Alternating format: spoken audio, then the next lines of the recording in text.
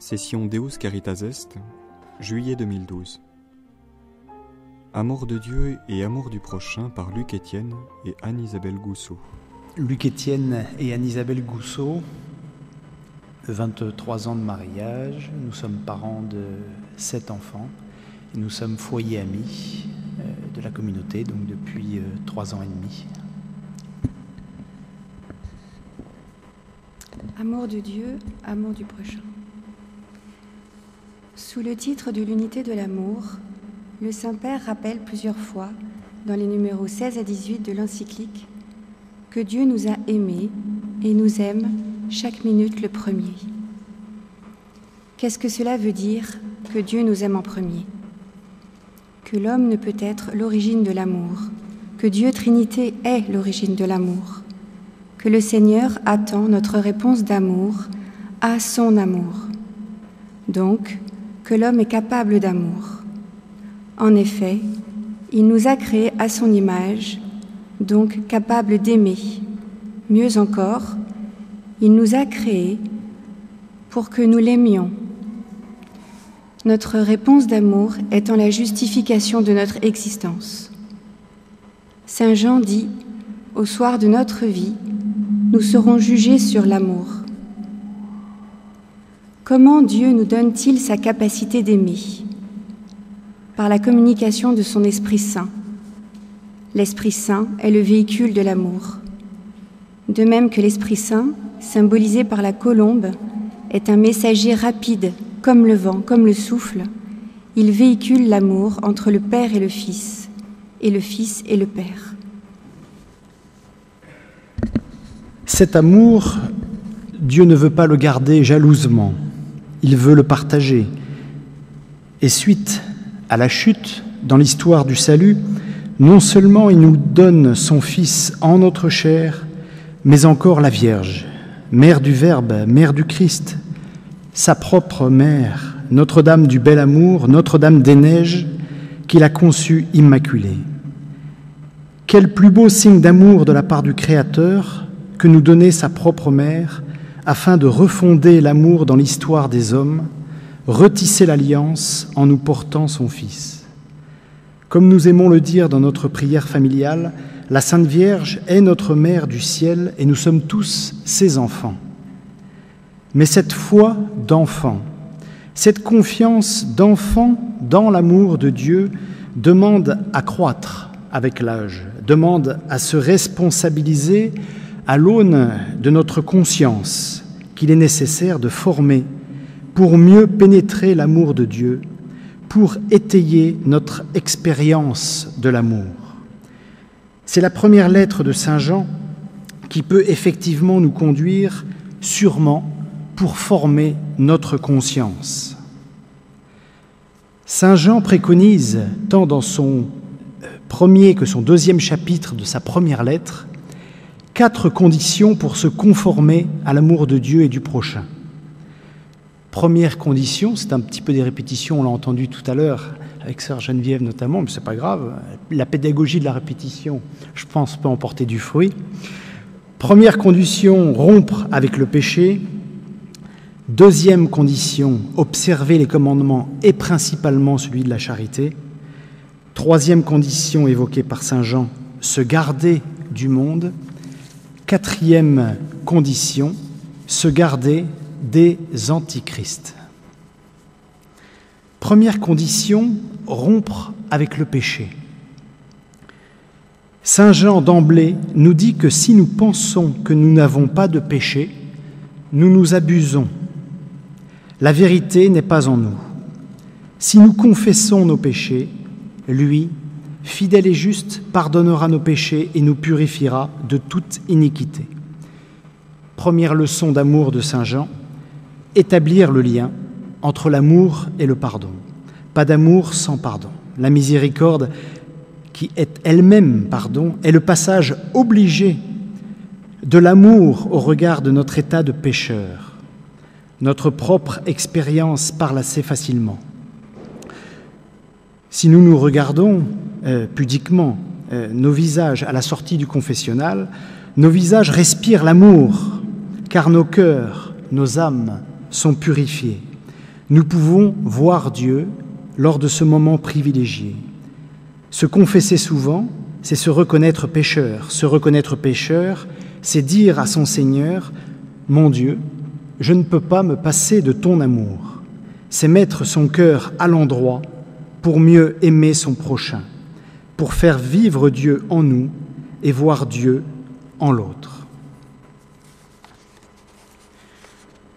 L'amour de Dieu nous est très largement incompréhensible, mais l'homme sans Dieu reste pour lui-même un être incompréhensible. Alors comment le Christ s'y prend-il donc avec Thomas, par exemple, pour faire sentir sa réalité, donc son amour pour les hommes? Il lui demande de toucher ses plaies, ses blessures.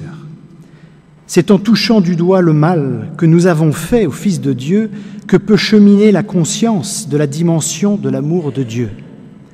C'est aussi toucher le mystère du mal qui va nous permettre d'approcher l'amour de Dieu.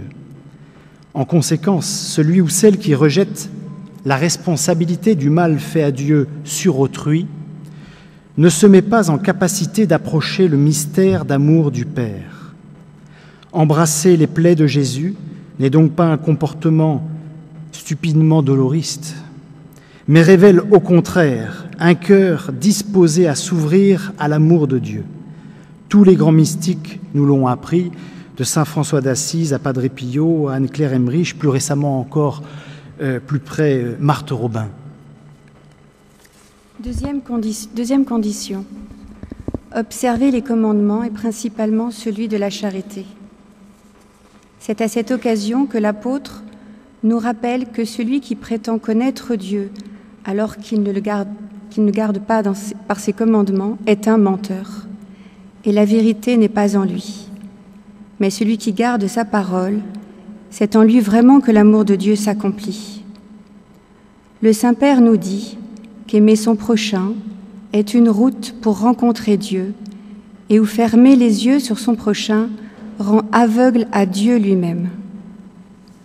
Observer le commandement de la charité, c'est aimer jusqu'à aimer son ennemi, comme nous le rappelle le Christ lui-même dans son évangile.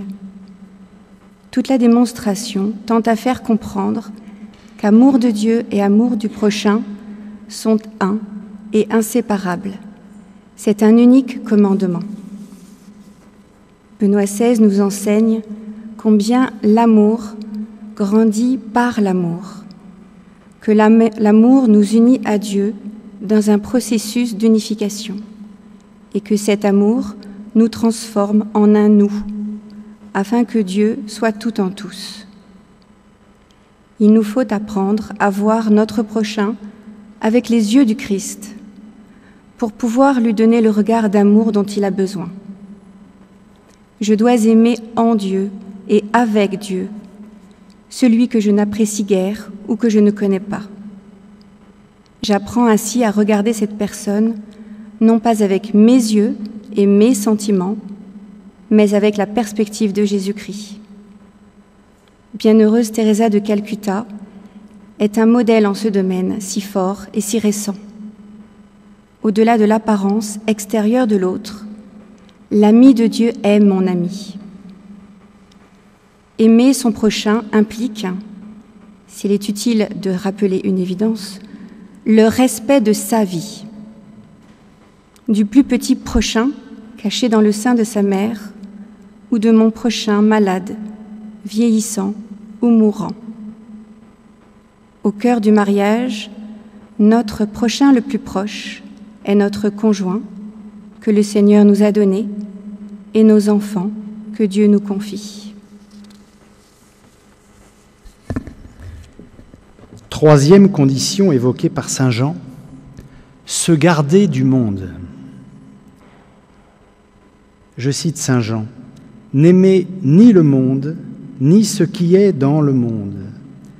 Si quelqu'un aime le monde, l'amour du Père n'est pas en lui. »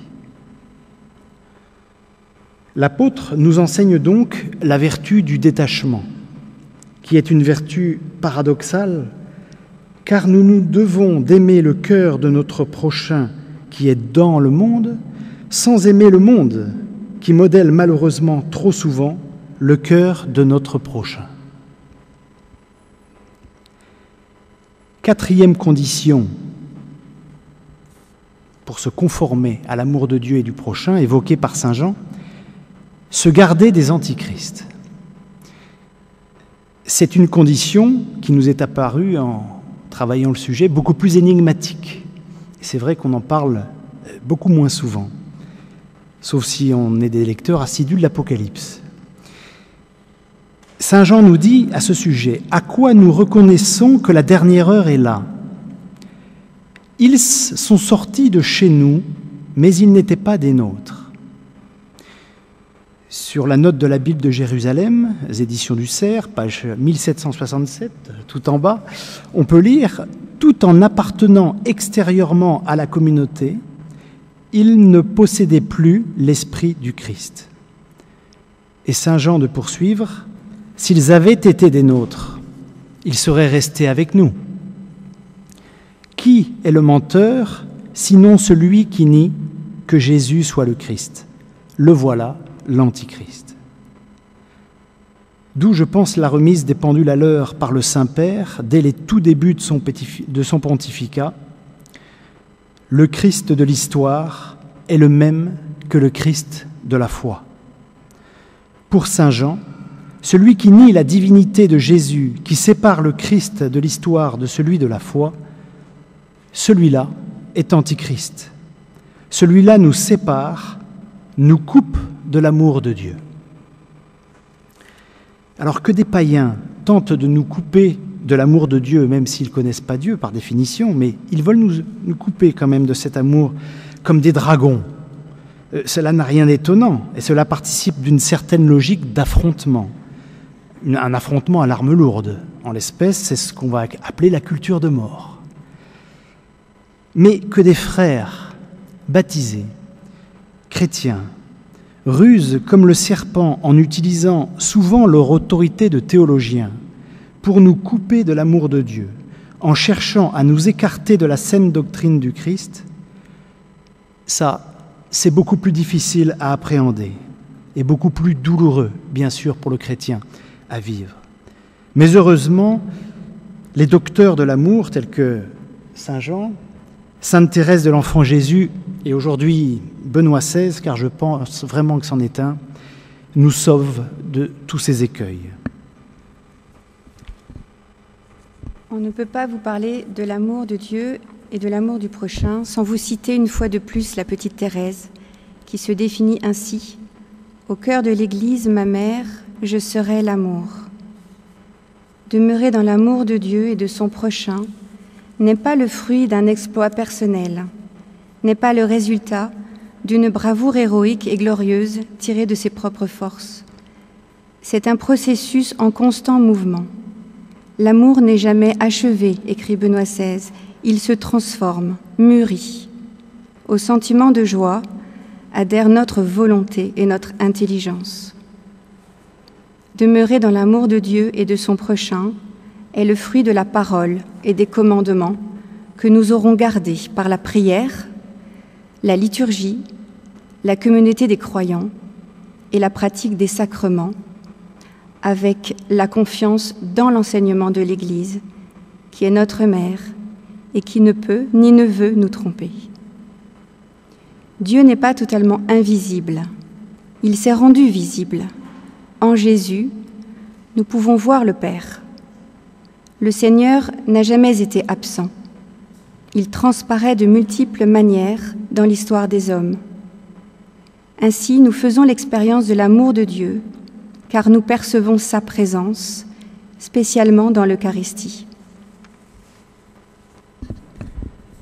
Celui ou celle baptisé qui se méfie de l'Église, de son magistère, ne peut approcher totalement l'amour de Dieu, car l'Église nous emmène sur la montagne, écouter les béatitudes, vivre la transfiguration, nous fait traverser la mer Rouge pour vivre la transcendance, expérimenter au plus haut point l'amour, la confiance et la miséricorde du Père. Celui qui choisit délibérément, par orgueil, de se tenir loin de cet enseignement, se prive donc d'une meilleure formation de sa conscience et ampute son rayonnement auprès de son prochain et met en péril la mission tout entière. En haut de la montagne, en traversant la mer Rouge, le Seigneur vient nous combler de son amour, mais en toute liberté. Et le Seigneur, s'il nous aime en premier, attend aussi notre engagement libre pour nous combler et parce qu'il en a besoin. L'histoire d'amour entre Dieu et l'homme consiste en une communion de pensées et de sentiments pour que notre vouloir et la volonté de Dieu coïncident toujours plus. Au numéro 17, Benoît XVI nous dit « La volonté de Dieu n'est plus une volonté étrangère que les commandements m'imposent de l'extérieur, mais elle est ma propre volonté. Dieu est plus intime à moi-même que je ne le suis à moi-même. C'est alors que grandit l'abandon en Dieu et que Dieu devient notre joie. » L'amour de Dieu nous comble, mais avec notre participation active, volontaire et libre. Et Sainte Thérèse, beaucoup citée aujourd'hui, mais il y a de quoi, nous dit « Ah, c'est que Jésus a pour nous un amour si incompréhensible qu'il veut que nous ayons part avec lui au salut des âmes.